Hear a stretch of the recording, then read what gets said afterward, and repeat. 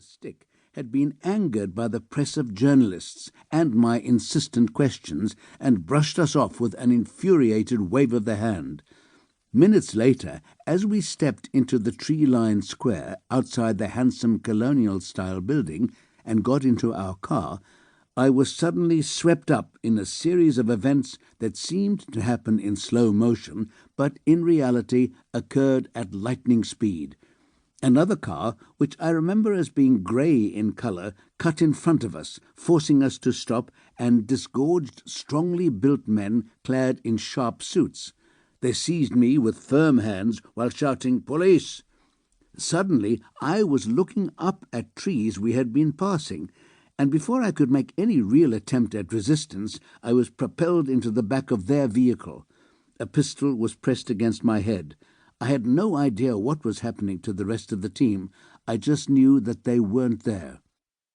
The doors slammed shut, and in a motion that immediately terrified me, the men produced what appeared to be custom-made leather thongs, with which they expertly tied the door handles to the door locks in this pre-electronic vehicle. As I dimly realized, amid the shock and mounting panic, this made it virtually impossible for me or any other victim, no matter how desperate, to kick open a door.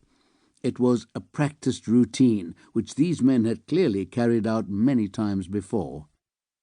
The car, built by the Ford factory in Argentina, was called a Falcon, a solid, practical model that was already notorious as the vehicle of choice of the secret police.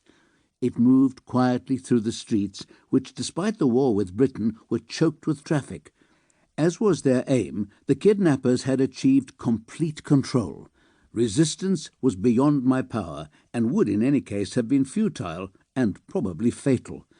From beneath the cloth covering my head, I caught occasional glimpses of the upper stories of some of the buildings we were passing, the fine old ones in the centre, then more modern structures as we began to move towards the outskirts of the city.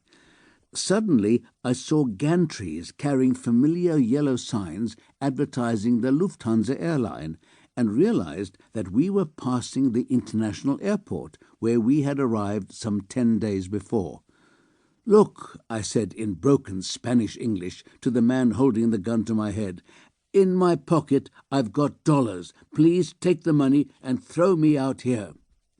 No word came in reply, but I felt a horny hand force its way into my trouser pocket, searching for the money, some $800, which he silently removed. Without the slightest change of pace, the car rolled on.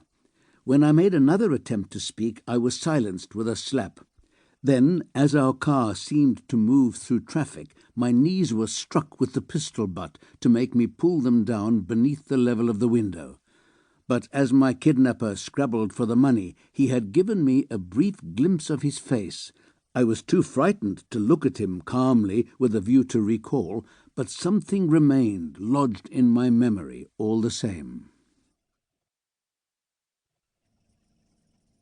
Chapter 2. War.